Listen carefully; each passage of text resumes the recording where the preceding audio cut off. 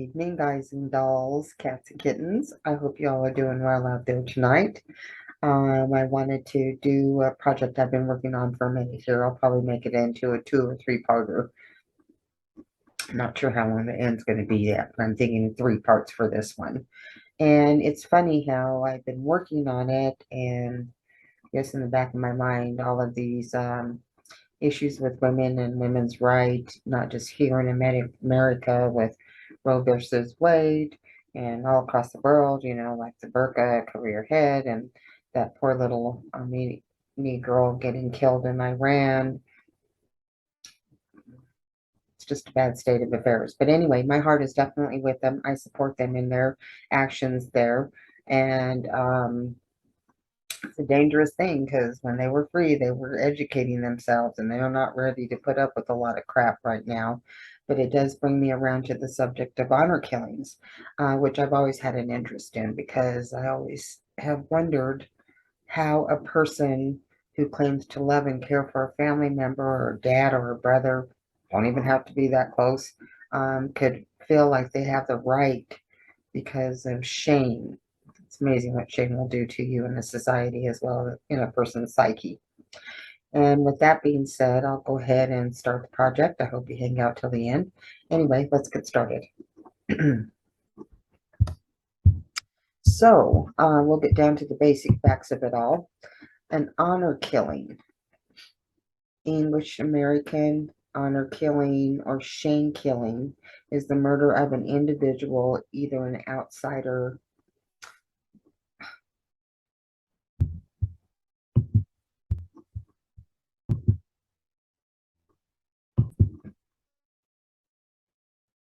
Hello, guys and dolls, cats and kittens. I hope you guys are doing all right out there and that you're enjoying your Hallows Eve, getting ready to start off the kickoff to the holiday season. I'm sure you've already seen a lot of holiday accoutrements out there around town.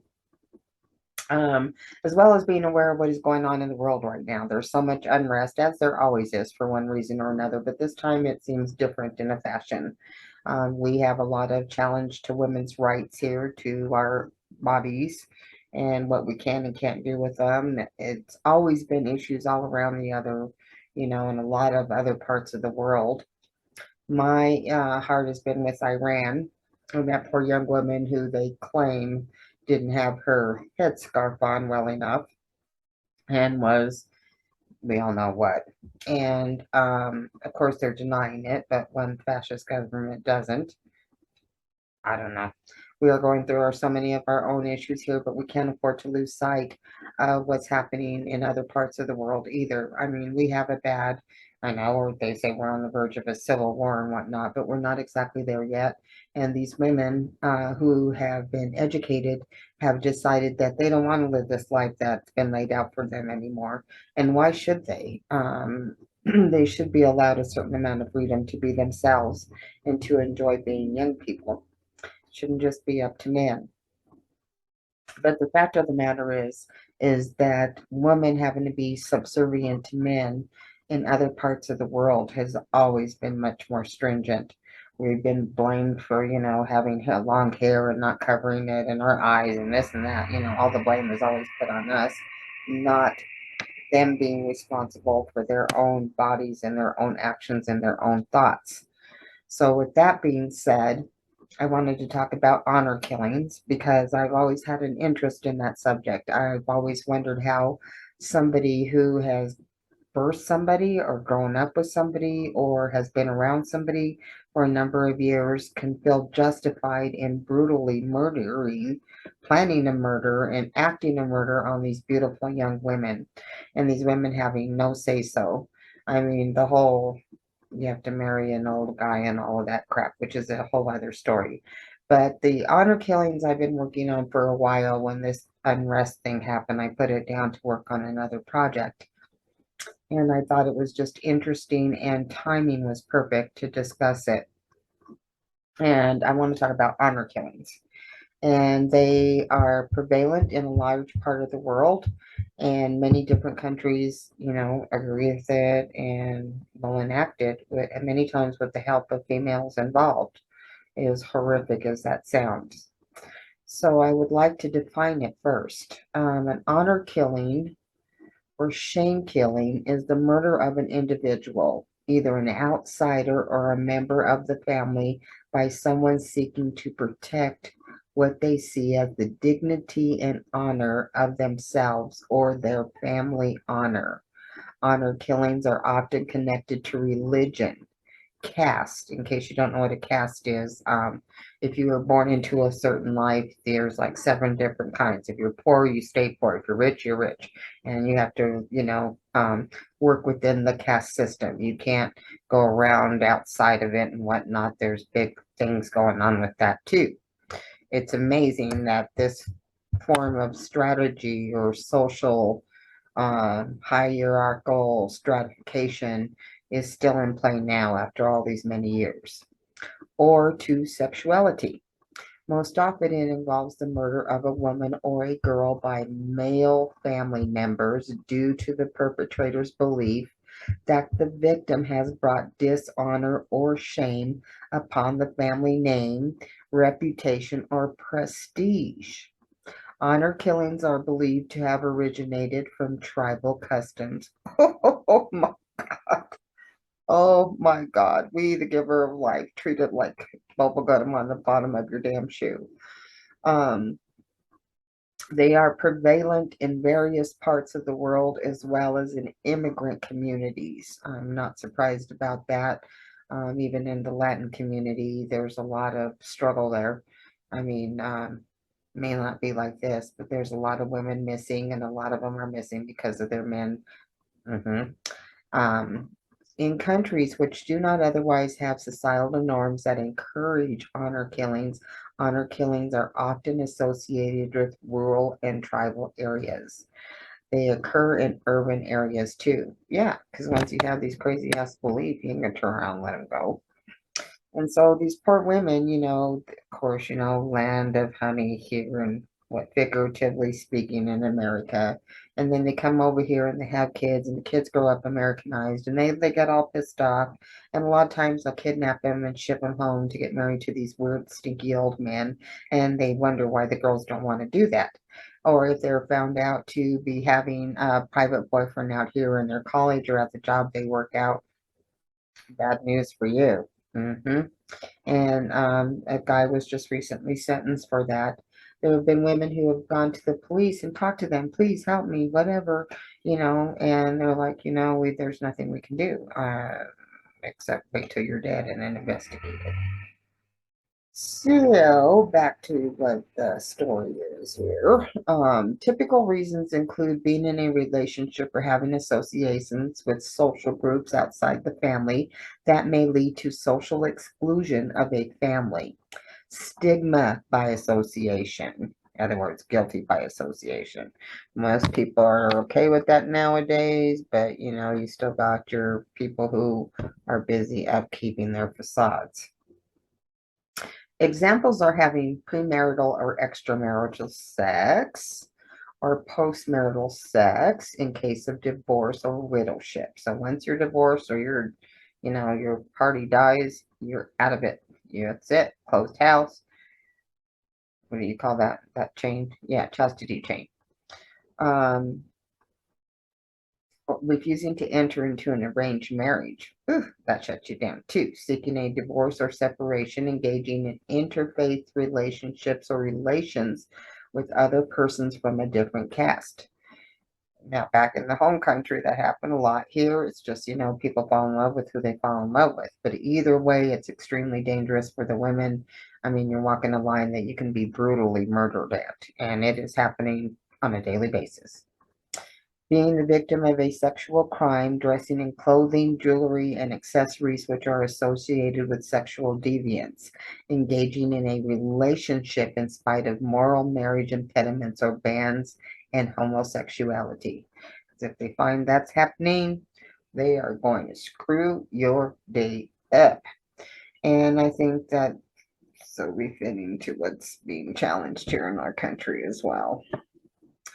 Though both men and women commit and are victims of honor killings, many communities, conformity to moral standards implies different behavior for men and women, including stricter standards for chastity for women. What a surprise! In many families, the honor motive is used by men as a pretext to restrict the rights of women. Let me repeat that.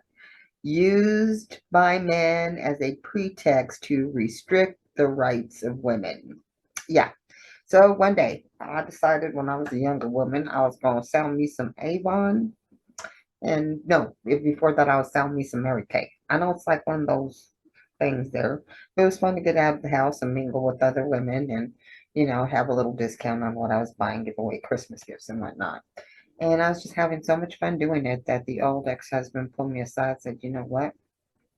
Your family is suffering because of this. Oh, no, the family wasn't suffering because of that. Um, the women, the children, my girls, two girls were getting a very strong example set for them. But because I was showing some signs of independence, that had to be shut down. Eventually, the marriage got shut down. So, honor killings are primarily associated with MENA countries, but are also rooted in other cultures, including India and the Philippines. The horror of it all. The horror of it all. Now about the culture. In honor cultures, men are hypersensitive to threats to their masculinity, as these threats can provoke extreme reactions designed to restore a man's honor. It's all about the cojones. I'm telling you. Why do you feel threatened when we look to be your equal and it takes both of us to procreate or, whatever you choose to be with or do with? I'm not saying. Crazy. People from honor states, primarily southern states in the U.S., were more tolerant of abuse. Now, that I agree with because I know it is in my culture. Sometimes you think a good woman, you got to keep her in line. Sometimes you got to hit him sometimes. In an honor culture, a woman who stays loyal to her abusive husband in the face of jealousy-induced violence is considered strong and good. Oh, that went all too well. Carry your pain in silence after all, and then you just make it through as many years till you die. And, you have a little 50th anniversary party or something like that. My grandma was abused. My great grandma was abused. And her husband left her for another woman. But when he got ill, mortally ill, her children made him come back home, and my grandmother accepted that. My grandma didn't want to. She was forced into it. So there you go. She had to do the right thing by the husband and the Catholic culture and all that other stuff that comes into it. Honor cultures tend to be full of heavily armed people. I'm not familiar with that part of it. Life in honor culture is truly replete with social and existential burdens. So depression levels are modesty, but significantly higher in honor states than in non-honor states. Well, hell yeah, you got to dress and do and think, and somebody's always watching you, willing to tell on you. Just sounds so Handmaid's Tale. Honor states exhibit a reluctance to invest in mental health services. Reckless behavior leads people living in honor states, especially men, to their deaths at unusually high rates. Hey y'all, watch this, is their battle cry. Yes, as they beat the crap out of their lady. Honor states in the United States are significantly Honor states in the United States are significantly more likely to have town names that include violent words such as gun, kill, and war. Behaving badly, taunting, hitting after the play, tackling to injure are more prominent in football teams filled with players from honor states. Men who endorse an ideology of honor are more willing to support a policy of preemptive strikes and nuclear retaliation. The honor system is linked to xenophobia. I'm not surprised there. Did you notice they come in thread? Yeah. All 12 of these traits are negative, and I believe this reflects an ideological basis against honor cultures.